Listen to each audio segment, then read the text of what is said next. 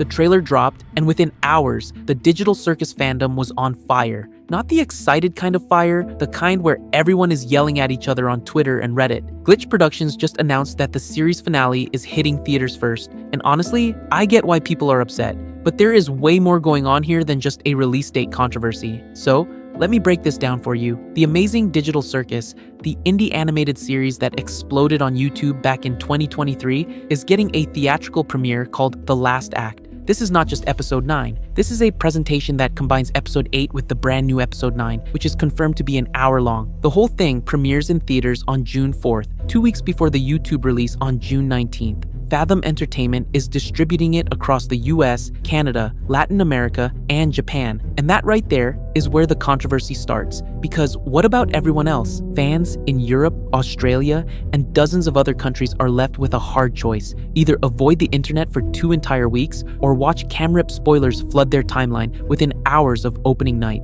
Some fans pointed out that Glitch asked the community to contact their local theaters to try and bring the event to more regions, which, feels a bit strange when you think about it. Asking the fanbase to do the legwork for international distribution when they are the ones who made this show successful in the first place. But here's the thing I keep thinking about. The amazing Digital Circus has over 1 billion views since its debut. It became one of the top 5 most watched Netflix shows globally in October 2024. This is a show that grew entirely through community support, word of mouth, and passionate fans making content. And now, the finale, the moment everyone has been waiting for, is premiering behind a paywall that excludes a huge portion of that same community. If you are in a rural area, even in one of the release countries, good luck.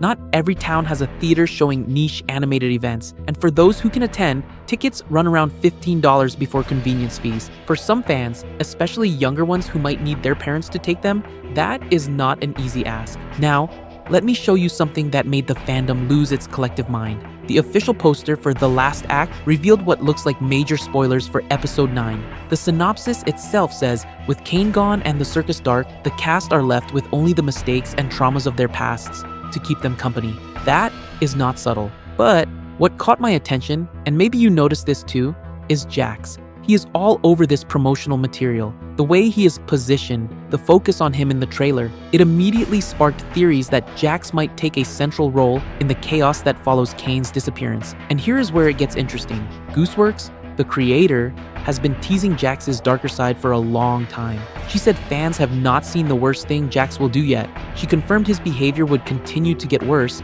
as the series progressed. And if you watched episode 8, you know Jax was this close to abstracting. He found out the circus is real, that he is not just a cartoon character, and that messed with him in a way we had never seen before. The wiki even documents that when the cast read the script for episode 9, they cried. Gooseworks herself has been openly stressed about working on this finale. She called it long and teased it with cryptic messages. Despite some toxic fan behavior over the years, she promised to make the ending perfect. That pressure must be enormous. Speaking of toxic behavior, the fandom controversies surrounding this show have been wild. The whole debate about Jax being flanderized into a villain back in episode 2 forced Gooseworks to publicly clarify that Jax was always meant to be genuinely mean. He is not an anti-hero with a heart of gold. She encouraged fans to enjoy him as a villain instead of trying to redeem him in their heads. And then there were the content farms. After the pilot went viral, low-quality and AI-generated videos using Pomni, Jax, and Kane flooded YouTube and TikTok. Bizarre, inappropriate content targeting children. The term brain rot became associated with the show, which is frustrating because the actual series deals with psychological horror, existential dread, and complex character trauma. Gooseworks expressed genuine pain over seeing her characters bastardized like that. So, when you add all of this context to the theatrical release controversy, you start to understand why emotions are running high. This is a fandom that has defended this show, supported it financially through merch, waited months between episodes, and built an entire community around theories and analysis. And now the finale, the resolution to every question about abstraction, about Kane's true nature, about whether the characters can ever escape, is premiering behind a paywall that excludes a huge portion of that same community. The official synopsis teases that the characters will discover the truth about the digital circus and its history. After episode 8 revealed that Kinger was involved with C&A, the company that created Kane, and that he accidentally deleted Kane while trying to access hidden files, everything has collapsed. The circus went dark. Zubul could swear without being bleeped for the first time. Every restriction Kane imposed just vanished. But freedom from Kane does not mean freedom from the circus. They are still trapped in a dying digital world with no captor, no structure, and no certainty that anything will hold together.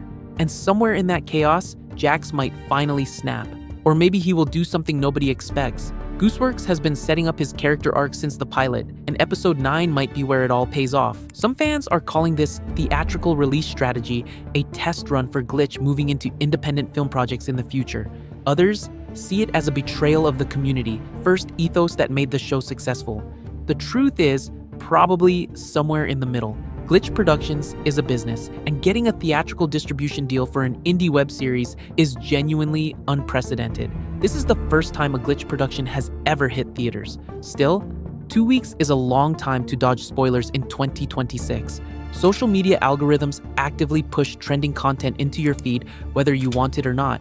If you are planning to wait for the YouTube release, you better start muting keywords now. Gooseworks essentially produced an entire movie under the radar while everyone was waiting for the next YouTube episode. That is impressive, even if the rollout strategy has problems. So, where does that leave us? The finale drops in theaters June 4th. It hits YouTube and Netflix on June 19th, and the fandom is split between those excited to see this story reach its conclusion on the big screen and those frustrated that they have been excluded from the premiere experience entirely. Whatever happens, this is the end.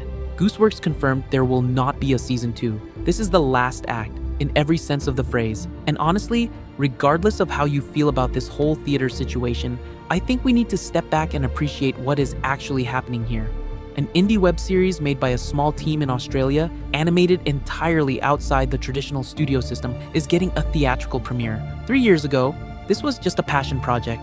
Now, it is closing out its story on the big screen while major animation studios are canceling projects left and right.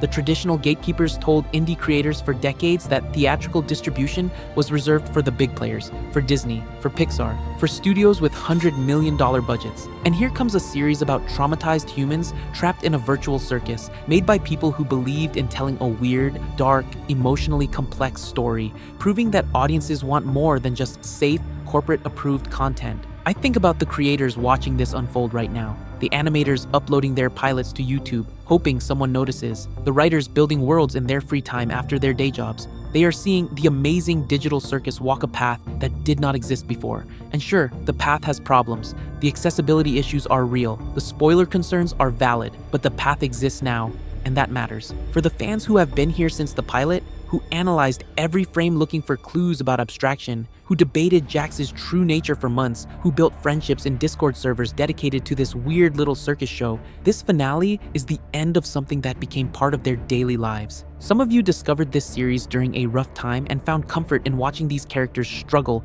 and support each other. Some of you made art, wrote theories, created videos, and contributed to a community that kept this show alive between episodes. That connection between a creator and an audience, that back and forth where both sides genuinely care about the story being told, is rare. And whatever happens on June 4th or June 19th, nobody can take that away. Thanks for watching. If you are excited, nervous, or just exhausted by this whole situation, drop a comment and let me know what you think about the theater release drama. And if you have not already, subscribe so you do not miss the breakdown once episode 9 finally hits YouTube. See you in the next one.